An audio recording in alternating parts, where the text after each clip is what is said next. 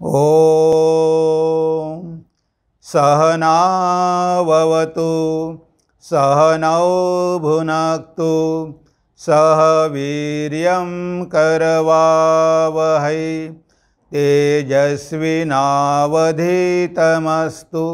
मा विद्विषावहै। ॐ शान्ति शान्ति शान्तिः। प्रिय बंधू भगिनींनो नमस्कार। सुलभ वेदांत साधना या मालिकेमध्ये आपलं सगळ्यांचं स्वागत आहे। आपली ही मालिका सुरू आहे आणि त्यापुढचे आपण काही श्लोक आज घेणार आहोत। 6 श्लोकावरती आज आपण चिंतन करणार आहोत आणि वेदांतामध्ये विचार आणि विवेक याला खूप महत्त्व आहे। म्हणजे वेदांत विचार आणि त्यावर चिंतन हीच एक साधना आहे। तेव्हा आपल्याला परत परत श्रवण करावं लागेल, मनन करावं लागेल, निधिध्यासन करावं लागेल, तेव्हा कुठे हा विषय आपल्याला चांगल्या प्रकारे आत्मसात होईल। तेव्हा आपण ह्या 6 कडव्यावरती निरूपण करूया आणि शेवटी हीच कडवी आपण पंडित संजीव अभ्यंकर यांच्या आवाजामध्ये ऐकणार पण आहोत। तेव्हा आपण विषयामध्ये प्रवेश करूया।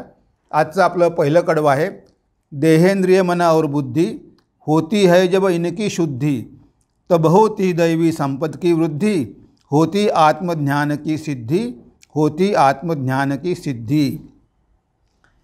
तेव्हा इथे बघा, आपल्याला आत्मज्ञान जर पाहिजे असेल तर त्यासाठी कसं आपल्याला हळूहळू त्या मार्गाने जावं लागतं। म्हणजे तिथे वेगवेगळ्या पायऱ्या आहेत। एकदम कोणाला ब्रह्मज्ञान होऊ शकत नाही। तर पहिली पायरी काय आहे, देहेंद्रिय मन और बुद्धि और होती है जब इनकी शुद्धि। देह, इंद्रिय आणि मन ह्या 3 गोष्टी आपल्याकडे आहेत। ह्या 3 गोष्टींची आपल्याला शुद्धी करावी लागणार आहे। कारण ह्या 3 गोष्टी शुद्ध झाल्याशिवाय आपण पुढच्या पायरीवर जाऊ शकत नाही। कारण आध्यात्मिक जीवनामध्ये सगळ्यात महत्त्वाचं जर काय असेल तर ती आहे पवित्रता। आपलं जीवन जर अपवित्र असेल तर आपण आत्मज्ञानाचं स्वप्न बघूच शकत नाही। तेव्हा आता हे इंद्रिय, मन आणि बुद्धी, शरीर कसं शुद्ध करायचं हा प्रश्न आपल्यासमोर येणार। तर देहाला कसं शुद्ध करायचं? आपण देहाला 10 वेळा जरी स्नान दिलं तरी देह शुद्ध होणार नाही। तर ह्या देहाचा उपयोग काय? भगवंताने हा देह आपल्याला कशासाठी दिलेला आहे? परोपकाराय इदम शरीरम। ह्या शरीराला शुद्ध करायचं असेल तर एकमेव मार्ग म्हणजे सेवा।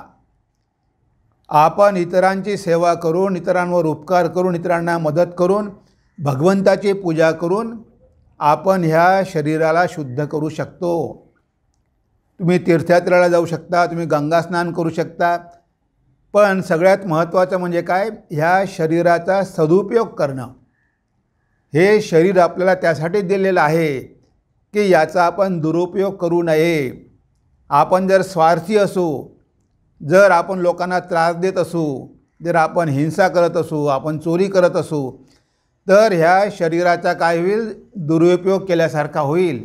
ह्या शरीराचा योग्य वापर होणार नाही। म्हणून आपण पहिले ह्या शरीराला पवित्र केलं पाहिजे। तेव्हा पहिले देहाला पवित्र करायचं, मग मन, कारण मनसुद्धा महत्त्वाचं आहे आणि मनच जास्त महत्त्वाचं आहे शरीरापेक्षा। कारण आपल्या मनामध्ये इतके काही संस्कार पडलेले आहेत, आपल्या मनामध्ये इतके काही विकार पडलेले आहेत की ते सगळे संस्कार आपल्यालासुद्धा माहिती नाही। आपल्या मनामध्ये काय आहे हे आपल्याला पण माहिती नाही। तेव्हा हे मन आपल्याला पवित्र करावं लागेल। मन शुद्धी किंवा चित्तशुद्धी खूप आवश्यक आहे आणि या चित्तशुद्धीसाठी आपल्याला दररोज ध्यान करावं लागेल।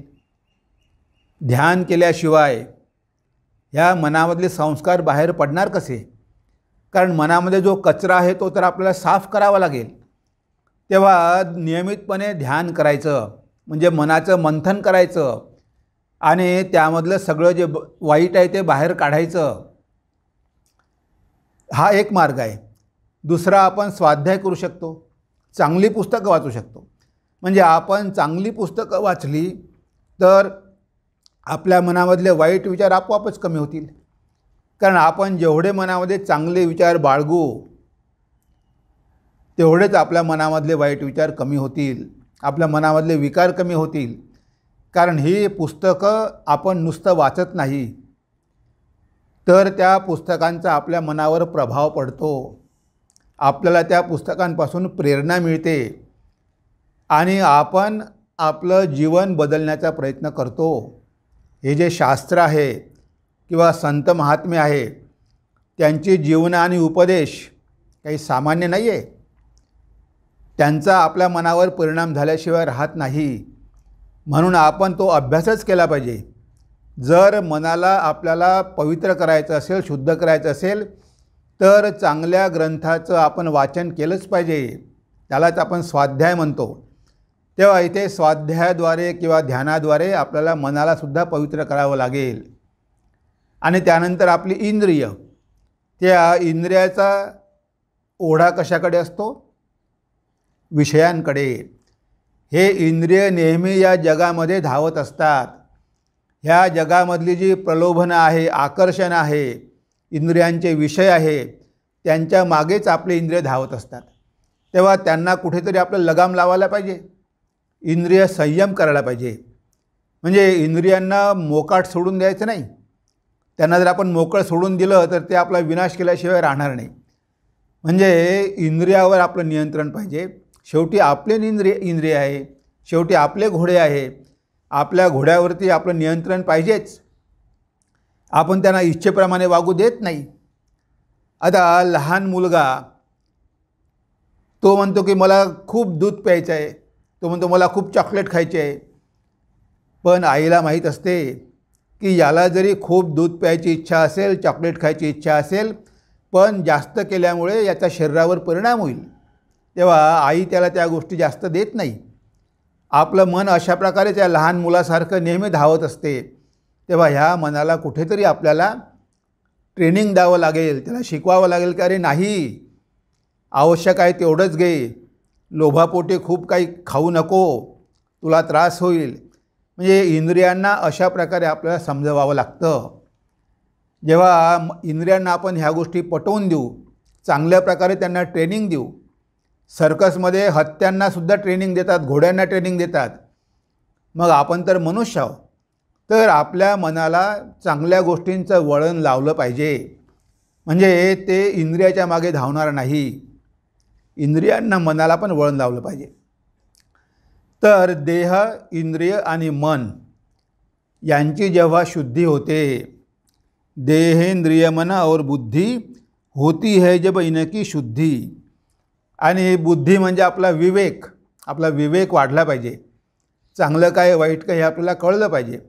त्यामुळे आपली बुद्धी शुद्ध होते. तेव्हा ही शुद्धी झाल्यामुळे काय होते? होती जब इनकी शुद्धी तब होती दैवी संपद की वृद्धी. ह्या 3 गोष्टी जर शुद्ध झाल्या तर आपल्यामध्ये दैवी संपद म्हणजे चांगले गुण आपल्यामध्ये येतात. बघा, वाईट निघून गेल्यानंतर मग राहतं काय? चांगलंच राहतं ना. जर आपल्यामधला क्रोध निघून गेला तर आपल्या मनामध्ये काय राहील? प्रेमच राहील. आपण कोणाचाही क्रोध करणार नाही. त्या क्रोधाची जागा प्रेम घेईल. आपण सगळ्यांवर प्रेम करू. आपल्या हृदयामध्ये करुणा राहील, आपल्या हृदयामध्ये दया राहील, आपल्या हृदयामध्ये सेवाभाव राहील, बंधुभाव राहील, आपल्या मनामध्ये आत्मविश्वास राहील, आपल्या मनामध्ये भक्ती राहील.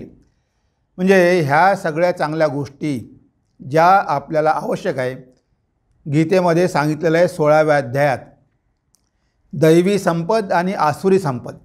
त्यामध्ये हे सगळं सांगितलेलं आहे. अभयम सत्व संशुद्धी ज्ञानयोग व्यवस्थिती दानम दमश्य यज्ञश्य स्वाध्यायस्तपार्जवम. म्हणजे अशा प्रकारे 26 क्वालिटी सांगितलेल्या आहे. म्हणजे 26 आहे दैवी संपद. आता इथे म्हटलं आहे अभयम सत्व संशुद्धी ज्ञानयोग व्यवस्थिती. अभयम म्हणजे आपल्यामध्ये निर्भयता येईल. आपण कशालाही घाबरणार नाही, इवन आपण मृत्यूलाही घाबरणार नाही. अभयम सत्व संशुद्धी, आपलं मन पवित्र होईल. ज्ञानयोग व्यवस्थिती म्हणजे ज्ञानयोगाचा अभ्यास करण्यासाठी आपलं मन तयार होईल. आणि दानम दमश्च यज्ञश्च दान करण्याची प्रवृत्ती होईल की आपण लोकांना मदत केली पाहिजे, चॅरिटी केली पाहिजे, दान केलं पाहिजे, यज्ञ केला पाहिजे. यज्ञ म्हणजे काय, पूर्वीसारखं यज्ञ नाही, तर गरिबांना मदत करणे हाच यज्ञ आहे. आणि स्वाध्याय, तप, ह्या सगळ्या गोष्टी म्हणजे काय आहे, दैवी संपद आहे. आणि ही दैवी संपद आपल्यामध्ये जेव्हा येईल तेव्हा कुठे आपल्याला आत्मज्ञानाची सिद्धी होईल. ह्या सगळ्या पायऱ्या आहे. ह्या वेगवेगळ्या पायऱ्या चढत चढत आपण वर गेल्यानंतर शेवटी जेव्हा सगळं पवित्र होईल, सगळं चांगलं होईल, आपल्यामध्ये दैवी संपद येईल, आपलं चरित्र चांगलं बनेल, तेव्हा कुठे आपण आत्मज्ञानाचं स्वप्न बघू शकतो. वाईट मनुष्य असेल, वाईट सवयी असेल, असा मनुष्य कधीच आत्मज्ञानाचं स्वप्न बघू शकत नाही. त्यानंतर शरीर के रहते रहते ही नहीं हुआ गर प्रभु का लाभ, अच्छा अवसर पाकर भी तूने किया जीवन का नाश, तूने किया जीवन का नाश. म्हणजे शरीर राहता राहताच जर आपण आत्मदर्शन करून घेतलं, जर आपण आत्मसाक्षात्कार करून घेतला, तर आपलं जीवन खरोखर सार्थकी लागलं. आणि जर आपण ते करून घेऊ शकलो नाही तर आपण आत्मविनाश केला, आपण स्वतःचा घात करून घेतला. कारण हा एवढा दुर्लभ मनुष्य देह आपल्याला लाभलेला आहे. ह्या मनुष्य जन्मामध्येच ईश्वरलाभ करणं शक्य आहे, पण आपण त्याकडे दुर्लक्ष केलं, आपण तेवढं सिरियस घेतलं नाही. आणि आपला वेळ आपण व्यर्थ गोष्टीमध्ये, अनित्य गोष्टीमध्ये, क्षणभंगूर वस्तूमध्ये जर गमावला तर शेवटी आपल्याला पश्चाताप करावा लागेल की अरे मला एवढा सुंदर जन्म मिळाला, मनुष्य असो की स्त्री असो, की या जन्मामध्ये मला ह्या उच्च गोष्टी प्राप्त करणं शक्य होत्या, पण मी त्याकडे मुळीच लक्ष दिलं नाही. मी नुसतं पोटाचा खळगा भरण्यामागेच लागलेलो होतो किंवा लागलेली होती. फक्त मला पोटाची चिंता होती, पण माझ्यामध्ये चैतन्य आहे, माझ्या आत्मा आहे, त्याचं काय, त्याच्यासाठी सुद्धा मला काहीतरी केलं पाहिजे, ते सुद्धा माझं कर्तव्य आहे. फक्त काही एकच बाजू बघायची नाही, भौतिक बाजू तर आहेत, पण आपल्या जीवनाची आध्यात्मिक बाजू पण आहे. तर आपण भौतिक जीवनाला खूप महत्त्व दिलं आणि आध्यात्मिक जीवनाकडे दुर्लक्ष केलं तर शेवटी आपण आपला विनाश करून घेतलेला आहे. म्हणून शरीर के रहते रहते ही नहीं हुआ अगर प्रभु का लाभ, अच्छा अवसर पाकर भी तूने किया जीवन का नाश. म्हणजे एवढी सुंदर संधी मिळूनसुद्धा त्याचा उपयोग न केल्यामुळे जीवनाचा नाश केला. स्वामी विवेकानंद म्हणतात, the body comes and goes, even if the body goes in practising sadhana, let it गो.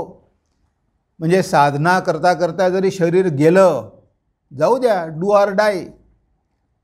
असे तर कितीतरी शरीरं आपले गेले, या जगाच्या मागे धावण्यामध्ये कितीतरी आपण शरीरं गमावली. आता हे एक शरीर भगवंतासाठी साधना करण्यामध्ये गेले तर जाऊ द्या ना, सार्थकी लागेल. लेट बॉडी गो. म्हणजे आपण त्यासाठी कठोर प्रयत्न केले पाहिजे. ह्या शरीराचं काय होईल हा विचार करू नये.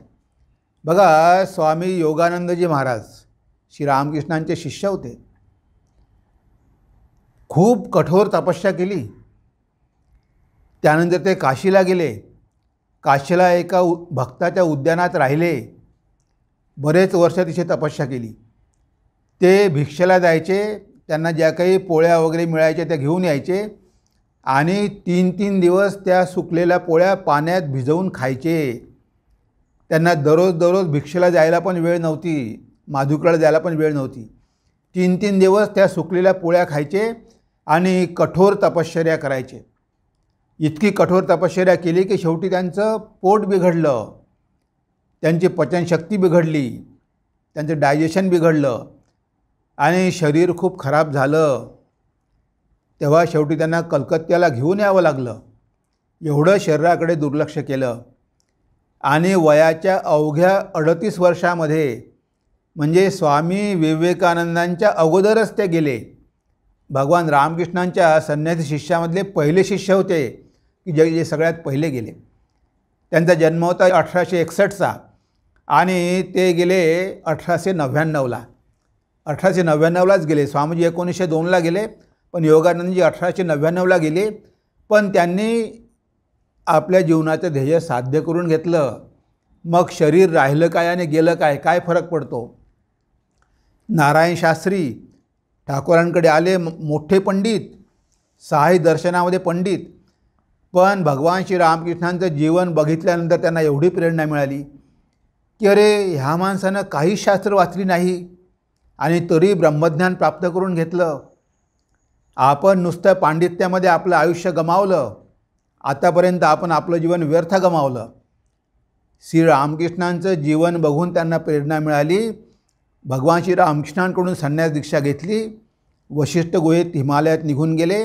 मरेपर्यंत साधना केली, कठोर तपस्या केली आणि जीवनाचं ध्येय साध्य करून घेतलं. भगवान बुद्ध आपण बघतो. भगवान बुद्धाने काय केलं? सगळं काय होतं, एवढं राज्य होतं, साम्राज्य होतं, पत्नी होती, मुलगा होता, तरुण वय होतं, काय नव्हतं, कशाचा अभाव होता. पण त्यांना माहीत होतं की हा काही आपल्या जीवनाचा उद्देश नाही. नुसता भोग घेणं, ऐश्वर्यामध्ये लोळत पडणं हा माझ्या जीवनाचा उद्देश होऊच शकत नाही. कारण ह्या जगामध्ये दुःख त्यांनी बघितले होते, त्यावर त्यांना उपाय शोधून काढायचा होता. ते म्हणत होते की सर्वम दुःखम, या जगात नुसतं दुःखच आहे. आणि शेवटी सगळं सोडून ते बोधगयेला गेले आणि बघा किती कठोर तपस्या केली.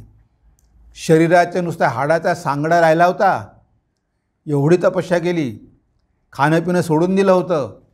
म्हणजे एवढी तपस्या केली पण शरीराची पर्वा केली नाही आणि आपल्या जीवनाचे ध्येय साध्य करून घेतलं.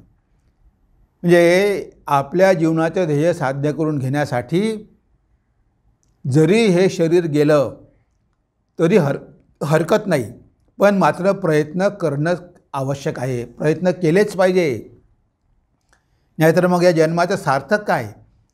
जर ईश्वरलाभ न होता शरीर गेलं तर पुढे गॅरंटी काय शरीर मिळेल म्हणून. म्हणून शक्यतेवर याच जन्मात प्रयत्न करायचे. आपल्याकडून जेवढे प्रयत्न करता येईल तेवढे प्रयत्न करायचे. आणि जर समजा आपल्याला या जन्मामध्ये सिद्धी प्राप्त झाली नाही तरी हरकत नाही, कारण हे संस्कार आपल्यासोबत राहतील. आपला प्रवास पुढे सुरू होईल. या जन्मामध्ये आपण जिथे सोडलेलं आहे तिथेच होईल. म्हणजे आता आपली अधोगती होण्याचा चान्स मुळीच नाही. आता आपण अजून खाली जाणार नाही. या पुढचा जन्म आपला नेहमी चांगलाच राहणार आहे. शुचीनाम श्रीमताम गेहे योगो भ्रष्ट अभिजायते. गीतेमध्ये भगवान म्हणतात की ज्यांनी योगाची साधना केली पण त्यांना सिद्धी प्राप्त झाली नाही त्यांना योगभ्रष्ट म्हणतात. असे योगभ्रष्ट शुचीनाम श्रीमताम गेहे, पवित्र लोकांच्या कुटुंबामध्ये आणि श्रीमंत लोकांच्या कुटुंबामध्ये जन्म घेतात आणि पुन्हा तिथे आपला आध्यात्मिक प्रवास सुरू करतात. त्यामुळे काहीही बिघडणार नाही, कारण ती सगळी तपस्या आपल्यासोबतच जाणार आहे.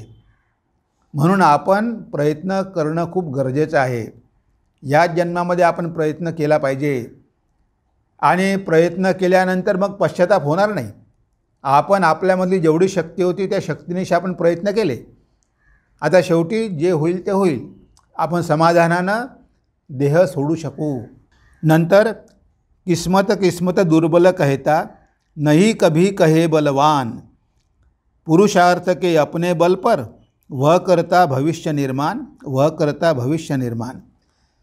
म्हणजे बघा इथे शेवटी आपल्यावरतीच अवलंबून आहे. काही लोक काय म्हणतात, अरे माझं नशीबच तसं आहे, माझं प्रारब्ध तसं आहे, काय माझं दैवच तसं आहे. म्हणजे हे दैववादी लोक हे असे म्हणतात की अरे ते महापुरुष होऊन गेले, आपण काय होऊ शकतो, आपल्यामध्ये तेवढी शक्ती आहे, तो मार्ग आपल्यासाठी नाही. शेवटी काय आपल्या नशिबामध्ये जे आहे तेच होणार आहे, आपण किती प्रयत्न करून उपयोग काय. म्हणजे अशा प्रकारची विचारसरणी आपण सोडून दिली पाहिजे. का होणार नाही? तुकाराम महाराजांना शक्य झालं, मला का होणार नाही? त्यांनी जसे प्रयत्न केले तसे मी करतो का?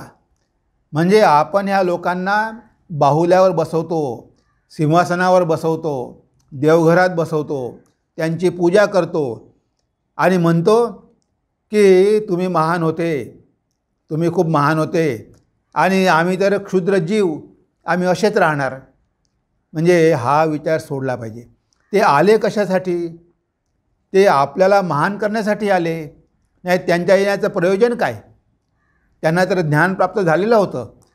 ते आपल्यासाठी आले, आपल्या उद्धारासाठी आले आणि आपण काहीच केलं नाही, नुसती त्यांची आयुष्यभर पूजाच करत राहिलो तर आपल्या जीवनामध्ये काहीही बदल होणार नाही. हे आपण लक्षात ठेवलं पाहिजे. म्हणजे इथे नशिबावर सोडायचं नाही. जे दुर्बल लोक असतात, जे काहीच करण्याची ज्यांची इच्छा नसते, जे आळशी असतात, ते पुरुषार्थ करत नाही आणि सगळं नशिबावर सोडतात. जे असेल नशिबात ते होईल. आपण केल्यामुळे काय होणार आहे? अरे आपण केल्यामुळे सगळं काय होऊ शकते. आपलं नशीब आपण बदलू शकतो. आपल्या हातीच आपलं भविष्य आहे. म्हणजे आपण आपलं उज्ज्वल भविष्य निर्माण करू शकतो. पण हे दुर्बल लोक किस्मत किस्मत किस्मत करत बसतात. किस्मत किस्मत दुर्बल कहता नाही कभी कहे बलवान. जो बलवान आहे, ज्याच्यामध्ये काहीतरी करण्याची धमक आहे, तो कधीच असं म्हणत नाही की हे माझं नशीब आहे, आता उपयोग काय, प्रयत्न करूनही काही होणार नाही. असं कधीही म्हणू नका. तुम्ही पुरुषार्थ बिलकुल सोडू नका. पुरुषार्थ के अपने बल पर वह करता भविष्य निर्माण. जे शक्तिशाली असतात ते आपल्या पुरुषार्थाच्या भरोशावर आपलं उज्ज्वल भविष्य निर्माण करतात. ते कधीही नशिबाला दोष देत नाही. काय करू, माझ्या भाग्यातच नाही, माझ्या नशिबातच नाही, हे माझं प्रारब्धच आहे, मला भोगावंच लागणार आहे, असं कधी ते म्हणत नाही. ते प्रयत्न कसून प्रयत्न करतात. भौतिक जीवनामध्ये आणि आध्यात्मिक जीवनामध्ये सुद्धा. बघा स्वामी विवेकानंद काय म्हणतात. स्वामी विवेकानंद म्हणतात, भ्याड व मूर्ख मनुष्यच हे दैव आहे असे म्हणतो. भ्याड व मूर्ख मनुष्यच हे दैव आहे असे म्हणतो, असे एक संस्कृत सुभाषित आहे. पण जो मनुष्य बलवान असतो तो उठून उभा राहतो आणि म्हणतो, मी माझे दैव घडवीन. म्हातारी होऊ लागलेली माणसेच दैवाविषयी बोलतात. तरुण माणसे सामान्यतः ज्योतिषशास्त्राकडे वळत नाही.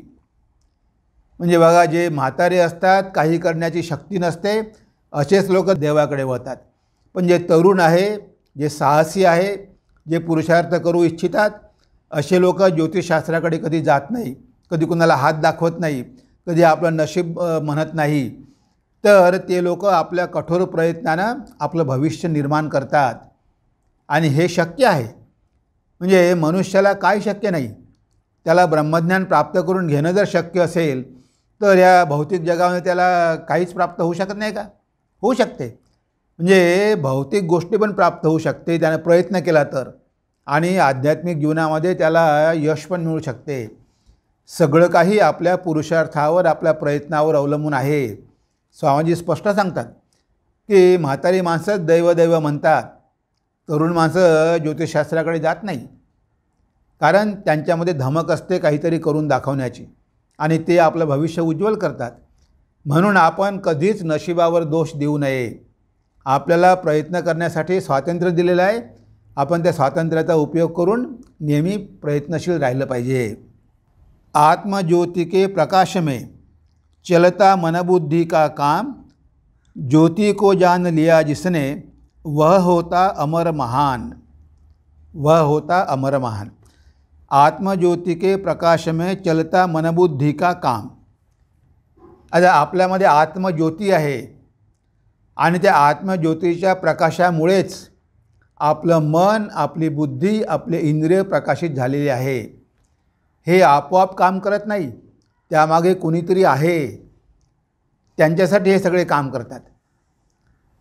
ज्योति को जान लिया जिसने वह होता अमर महान. ती आपल्यामधली आत्मज्योती आहे, तिला जर जाणून घेतलं, ती ज्योती काय आहे, ते माझं खरं स्वरूप आहे. ते ज्योती कशी आहे, सर्वज्ञ आहे, सगळं माहिती आहे.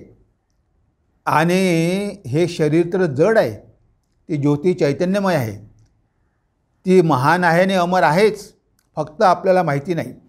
पण ते जाणून घेतल्यामुळे मनुष्य अमर होतो आणि महान होतो. म्हणजे आपली जीवबुद्धी निघून जाते. आपण जीव नाहीच, आपण परमात्माच आहोत, आपण ब्रह्मच आहोत, आपण आत्माच आहोत, ह्याचा आपल्याला विसर पडलेला आहे. आता बघा, तो प्रकाश आपल्यामधला कसं कार्य करतो, म्हणजे मन आणि इंद्रियाच्या माध्यमातून कसं काम करतो. एक आपण उदाहरण घेऊया. समजा एक व्यक्ती तुमच्या घरी आली, दाढी वाढलेली आहे, साधूचा वेश आहे, आणि तुम्ही समोर गेला, त्या व्यक्तीला बघितलं. काय झालं? तुमचे डोळे त्या व्यक्तीच्या चेहऱ्यावर पडले. म्हणजे त्या व्यक्तीचं चित्र आता तुमच्या मनामध्ये गेलं. डोळे काय आहे? इंद्रिय आहे. इंद्रियाने तो विषय बघितला आणि बघितल्याबरोबर त्याचं चित्र घेतलं, फोटो घेतला आणि तो फोटो मनाकडे पाठवला. आता मन काय करतं? मन तो जो फोटो घेतलेला आहे तो फोटो पडताळून बघतो. कारण मनामध्ये चित्त नावाची गोष्ट आहे. त्या चित्तामध्ये सगळे संस्कार पडलेले आहे, सगळ्या स्मृती पडलेल्या आहे. आता आपलं मन शोधते की ह्या व्यक्तीला मी पूर्वी कधी बघितलं आहे का, माझ्या चित्तामध्ये आहे का, मेमरीमध्ये आहे का, मेमरी कार्डमध्ये आहे का की ह्या व्यक्तीला कधी बघितलं आहे. कारण बघितलं असेल तर मन फोटो घेणार आणि ते तिथे ठेवणार आणि मग तो तुलना करणार, तो मन तुलना करणार. तर आपलं मन काय करते? तुलना करते की या व्यक्तीला बघितलं आहे का. समजा आठवत नाही तर मन काय करते? बुद्धीला सांगते अशा प्रकारच्या व्यक्तीला बघितलेलं नाही आणि ही व्यक्ती अनोळखी दिसते आणि खूप गावंढळ दिसते, कपडे सगळे मळके आहे, म्हणजे ही व्यक्ती काही सभ्य दिसत नाही. म्हणजे बघा, मन बुद्धीला कशा प्रकारे इन्फॉर्मेशन देते. मग त्यानुसार बुद्धी काय करते? बुद्धी थोडा विचार करते. बुद्धीला वाटते की मन जर एवढ्या गोष्टी सांगत आहे, मग अनोळखी व्यक्तीला आपण कशाला घरामध्ये येऊ द्यायचं, कशाला परमिशन द्यायची, बुद्धी असा विचार करते. पण बुद्धी निर्णय देत नाही.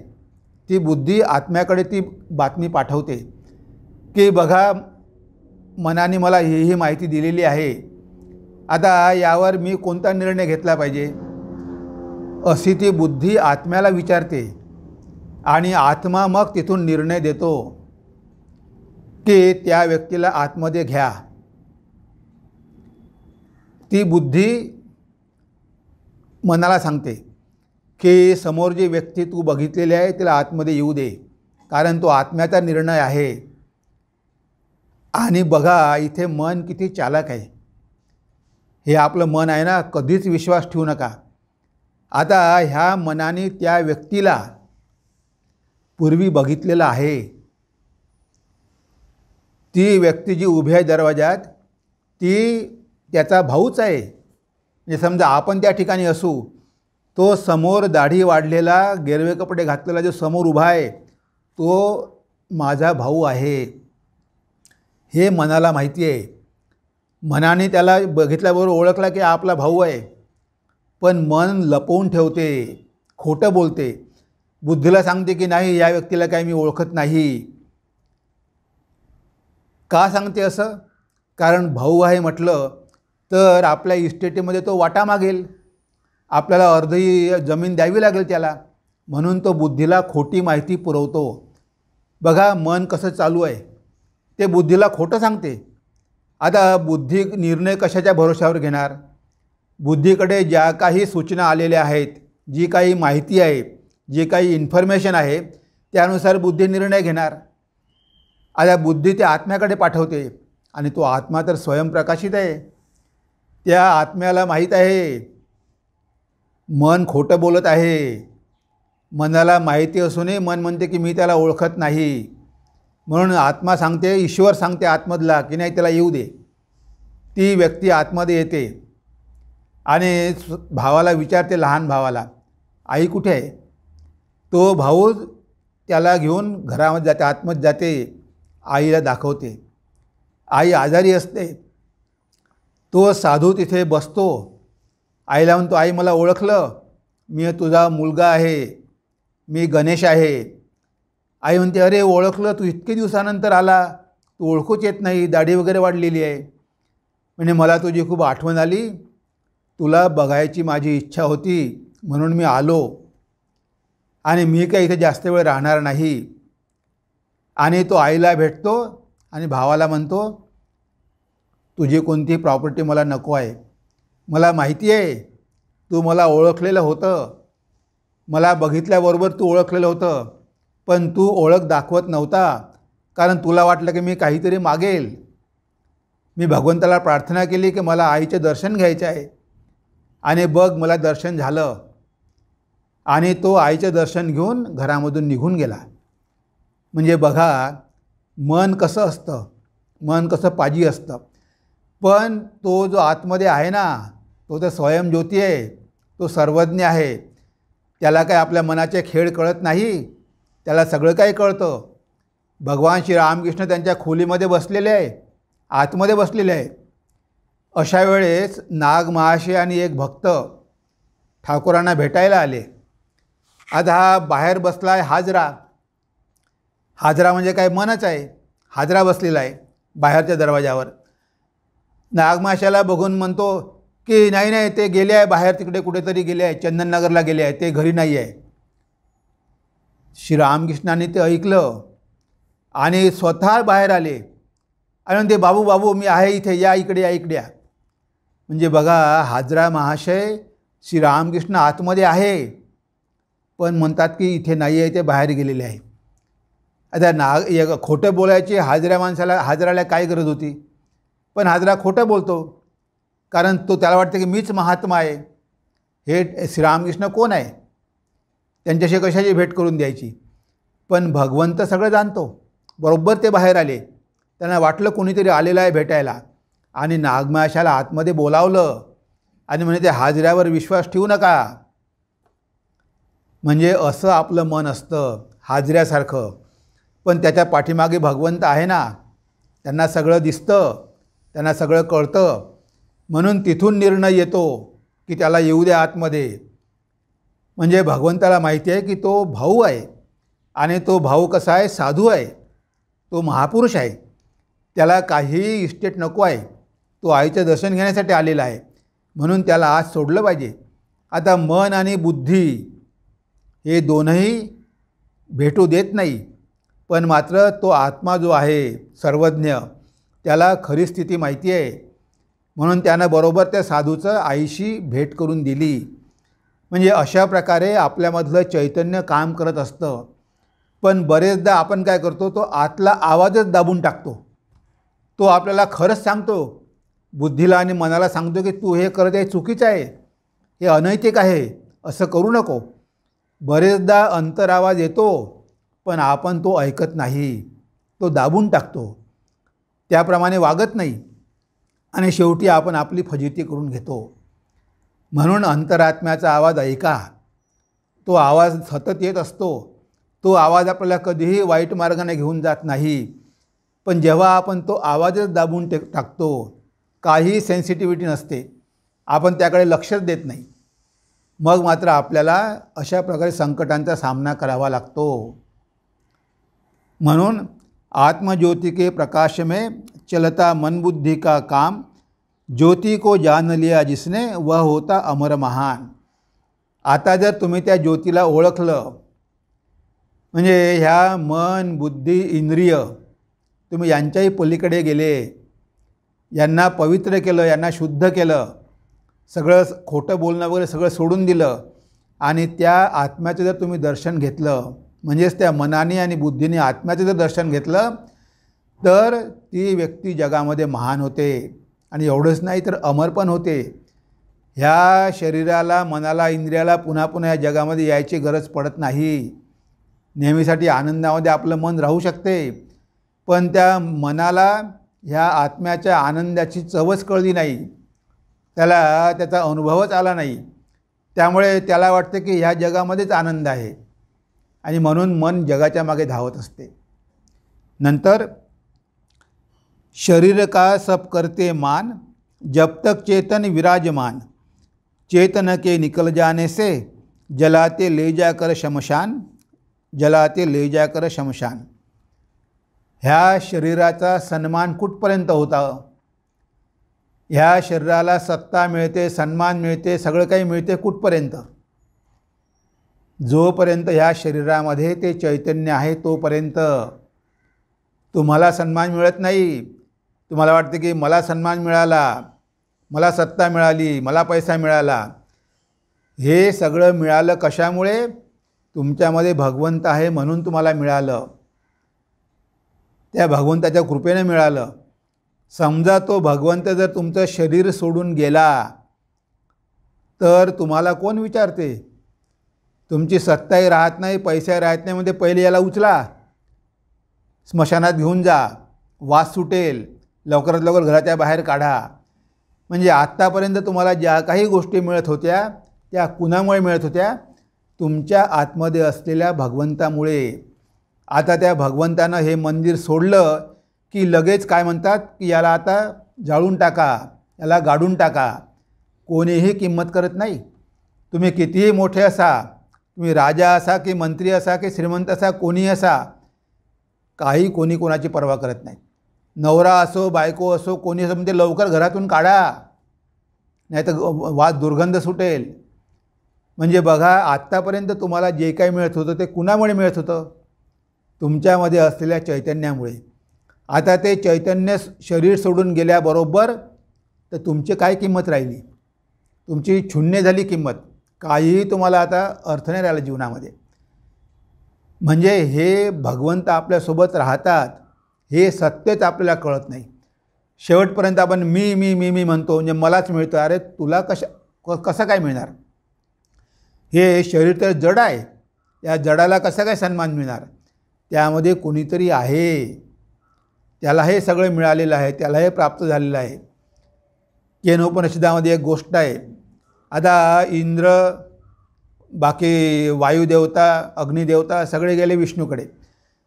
म्हणे भगवंत आम्हाला वाचवा, राक्षसांनी आमच्यावर आक्रमण केलं, आम्हाला राक्षसांची भीती वाटते, तुम्ही आम्हाला मदत करा आणि युद्धामध्ये यश मिळवून द्या. तेव्हा भगवान विष्णूंनी त्यांना आशीर्वाद दिला. ते गेले परत आणि युद्ध झालं आणि देवांनी युद्ध जिंकलं.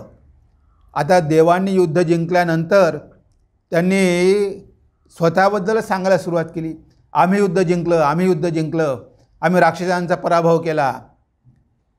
अरे त्या विष्णूच्या इच्छेमुळे तुम्ही युद्ध जिंकले, पण तुम्ही आता भगवंताला विसरूनच गेले आणि स्वतः तुम्ही मिरवणुका काढता, सगळं ओरडता, आम्ही युद्ध जिंकलं. अशा वेळेस काय झालं? तिथे यक्ष एक प्रगट झाला आणि तो यक्ष तिथे प्रगट होऊन इंद्रासमोर उभा राहिला. तेव्हा इंद्राने काही ओळखलं नाही कोण आहे. त्यांच्या अग्निदेवता होता, वायुदेवता होता. अग्नीला म्हणे, अग्नी जाऊन बघ बरं कोण आहे तो यक्ष. अग्निदेवता त्यांच्याकडे गेला. आणि तुम्ही कोण आहात? तर पहिले यक्ष म्हणतो, पहिले तू कोण आहे ते सांग. म्हणे मी अग्निदेवता आहे. तू काय करतो? मी म्हणे सगळंच्या सगळं जग जाळून भस्म करू शकतो, एवढं सामर्थ्य माझ्यामध्ये आहे. त्या यक्षाने एक गवताची काडी घेतली, हातावर ठेवली, म्हणे ही जाळून दाखव. त्या अग्निदेवतांनी खूप प्रयत्न केले, पण ती छोटीशी गवताची काडी तो जाळू शकला नाही.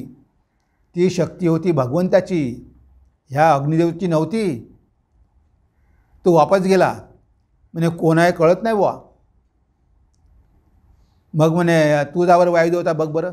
मग वायुदेवता गेली आणि विचारलं की तू कोण आहे? म्हणे मी वायुदेवता आहे. तू काय करतो? मी सगळं जग उडून देऊ शकतो. एक वादळ आणलं तर सगळं जग त्या जग उडून जाईल. सगळे झाडं वगैरे मी तोडून टाकतो, एवढं माझ्यामध्ये सामर्थ्य आहे. म्हणजे गवताची काडी उडवून दाखव बरं.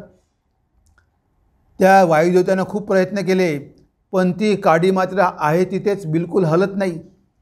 खूप जोर लावला, पण ती काडी तो हलवू शकला नाही, परत गेला. म्हणजे ही जी वायुदेवताला आणि अग्निदेवताला शक्ती दिलेली होती जाळण्याची आणि वाहून नेण्याची, ती शक्ती होती भगवंताची. आणि यांना वाटलं की आमची शक्ती आहे. हे भगवंताच्या शक्तीनं शक्तिमान झालेले होते, पण विसरले. मग इंद्र जायला निघाला, पण इंद्र गेल्याबरोबर तिथे यक्ष गायब झाला. तिथे उमा उभी राहिली. उमादेवी, शक्ती, भगवंताची शक्ती. आणि मग त्या उमाने समजून सांगितलं, म्हणे बघा ते भगवान होते, तुम्ही त्यांचा आशीर्वाद घेऊन युद्ध जिंकलं, पण तुम्ही त्यांना विसरून गेले. तुम्ही तुमच्या शक्तीनं काही युद्ध जिंकलं नाही, ती भगवंताची शक्ती होती. म्हणून म्हणे भगवंताने तुम्हाला दाखवून दिलं. तेव्हा इंद्राला कळलं की किती त्यांना अहंकार झालेला होता, त्यांनी किती मोठी चूक केलेली होती. तेव्हा त्यांना पश्चाताप झाला. म्हणजे आपल्याला वाटते की आपण करतो हा आपला अहंकार असते. आपल्या हातून जी काही चांगली कर्म होतात ती भगवंताच्या इच्छेनंच होत असतात. भगवंतच आपल्याकडून करून घेत असतो. म्हणून हे आपण लक्षात ठेवलं पाहिजे आणि आपला अहंकार सोडून दिला पाहिजे. शरीर का सब करते मान, जब तक चेतन विराजमान. चेतन के निकल जाने से जलाते ले जा कर शमशान, जलाते ले जा कर शमशान. आणि शेवटलं कडवं आहे, ऐसे गंदे शरीर से मन तू क्यों है लगाता प्रीति. जो ढांचे को चला रहा है क्यों नहीं करता उनकी स्मृति, क्यों नहीं करता उनकी स्मृति. आता हे असं शरीर आहे, दुर्गंधयुक्त आहे, नाशवंत आहे, म्हातारं होणार आहे, याला रोग राई शोक सगळं होणार आहे. ह्या अशा घाणेरड्या शरीरावर मना तू एवढं प्रेम करतो. आपण ह्या शरीरावर एवढं आसक्त असतो, ह्या शरीरावर आपण एवढं प्रेम करतो की आपल्या शरीराचं रक्षण झालं पाहिजे, त्यासाठी इतरांना त्रास देतो. कारण आपल्याला आपला स्वार्थ बघायचा असतो. म्हणजे इतरांना त्रास देऊन, त्यांना इजा करून, त्यांची हिंसा करून आपण स्वतःला चांगलं धष्टपुष्ट करण्याचा प्रयत्न करतो.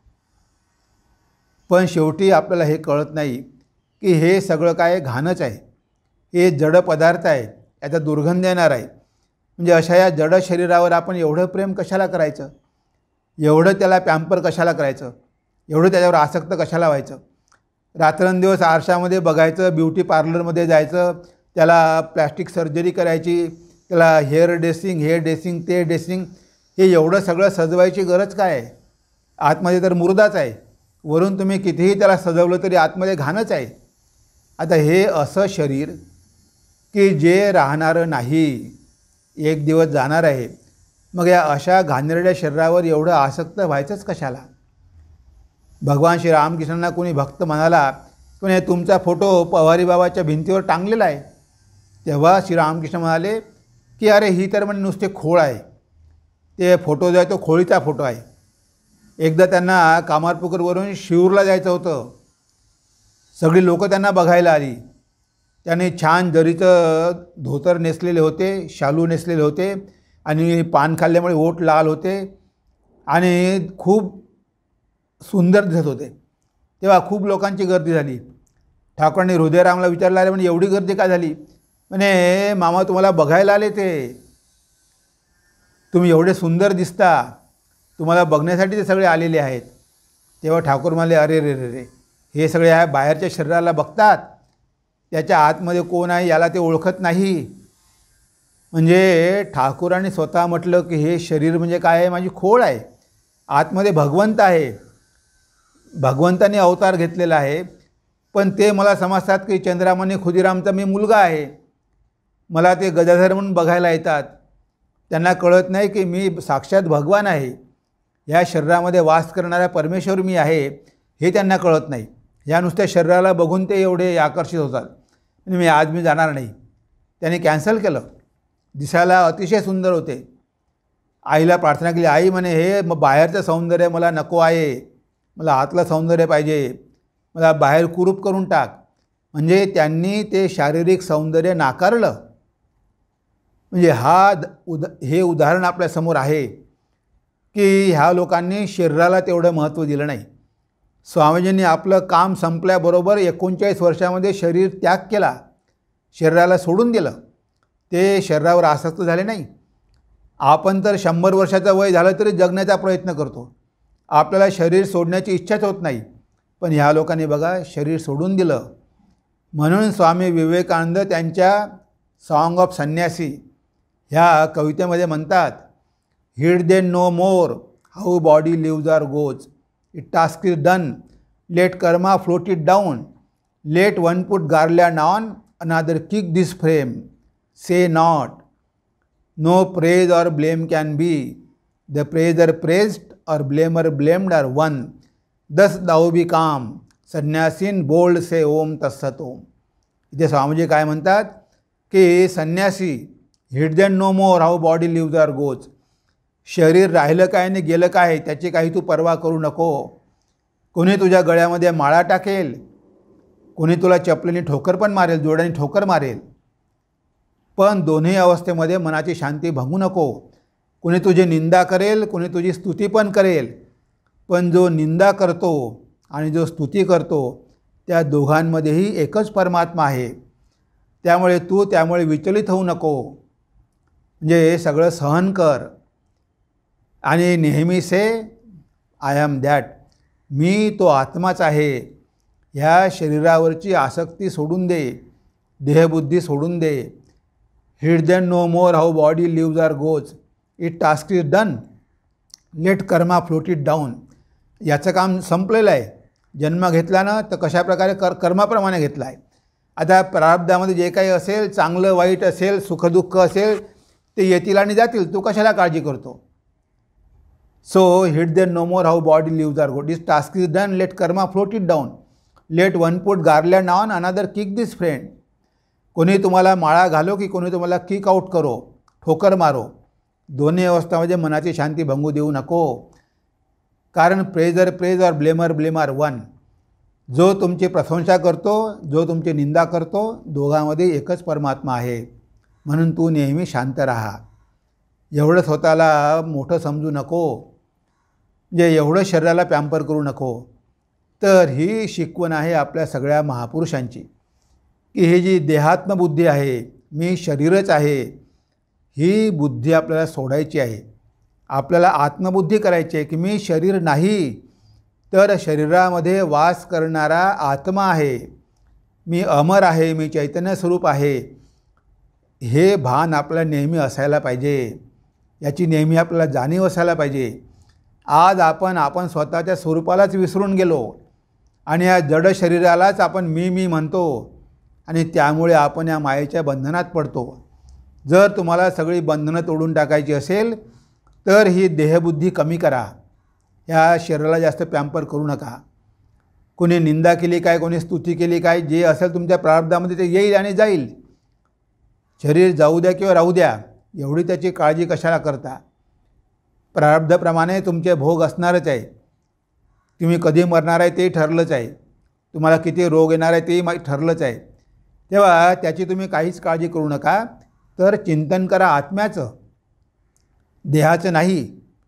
कारण जेवढे तुम्ही देहबुद्धी वाढवाल तेवढे तुम्ही बंधनात पडाल. हेच आपल्याला ह्या 6 कडव्यामधून शिकायला मिळालेलं आहे की आत्मचिंतन किती महत्त्वाचं आहे. आता आपण हे जे 6 श्लोक आपण ऐकलेले आहे त्यावर आपण निरूपण केलेलं आहे. हेच 6 श्लोक आता आपण पंडित संजीव अभ्यंकर यांच्या आवाजामध्ये ऐकूया आणि त्यानंतर आजच्या आपल्या या प्रवचनाला आपण विराम देऊया.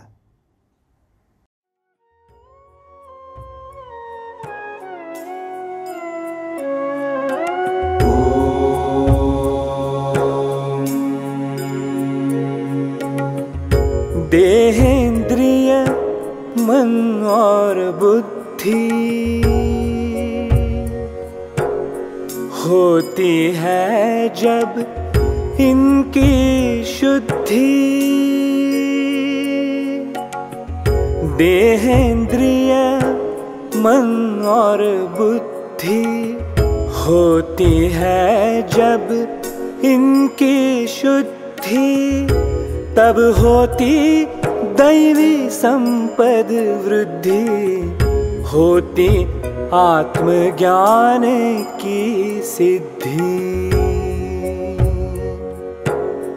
होती आत्मज्ञान की सिद्धि.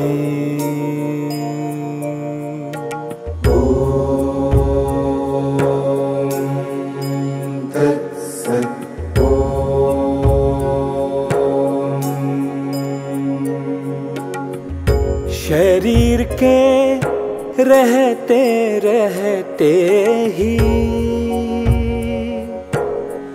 नहीं हुआ अगर प्रभु का लाभ, शरीर के रहते रहते ही नहीं हुआ अगर प्रभु का लाभ, अच्छा अवसर पाकर भी तूने किया जीवन का नाश, तूने किया जीवन का नाश।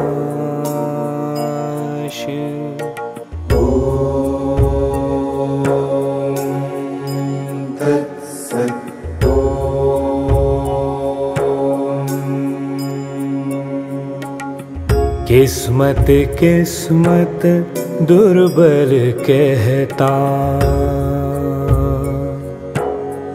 नहीं कभी कहे बलवान। किस्मत किस्मत दुर्बल कहता, नहीं कभी कहे बलवान। पुरुषार्थ के अपने बल पर, पुरुषार्थ के अपने बल पर वह करता भविष्य निर्माण।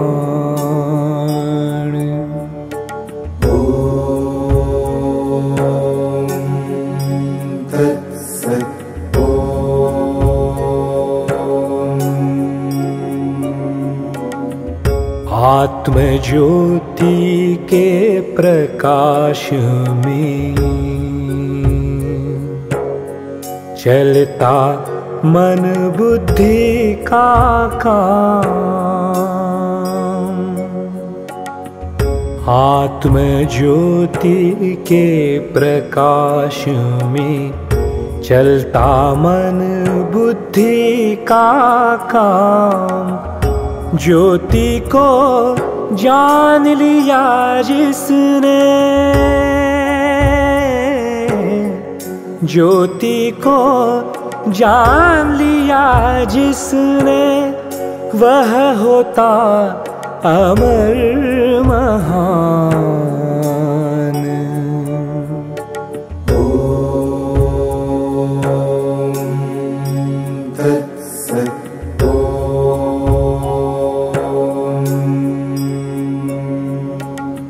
शरीर का सब करते मान, जब तक चेतन विराजमान। शरीर का सब करते मान, जब तक चेतन विराजमान। चेतन के निकल जाने से, चेतन के निकल जाने से, जलाते ले जाकर शमशान।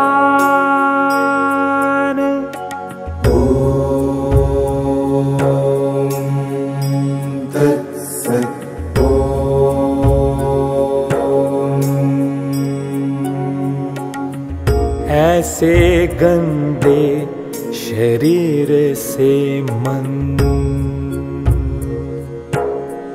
तू क्यों है लगाता प्रीति।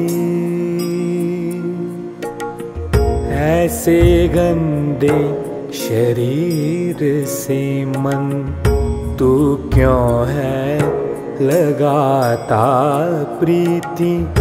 जो ढांचे को चला रहा है, जो ढांचे को चला रहा है, क्यों नहीं करता उनकी स्मृति।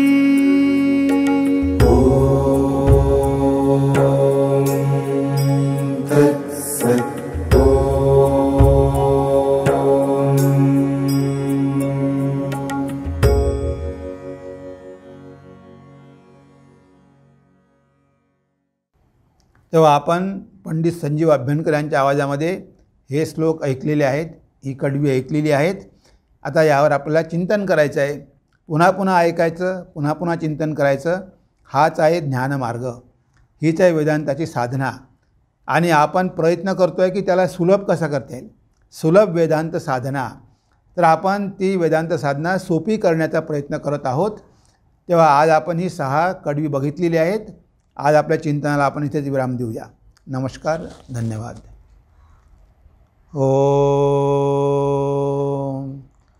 सर्वे भवन्तु सुखिनः, सर्वे सन्तु निरामया, सर्वे भद्राणि पश्यन्तु, मा कश्चित् दुःखभाग् भवेत्, मा कश्चित् दुःखभाग् भवेत्.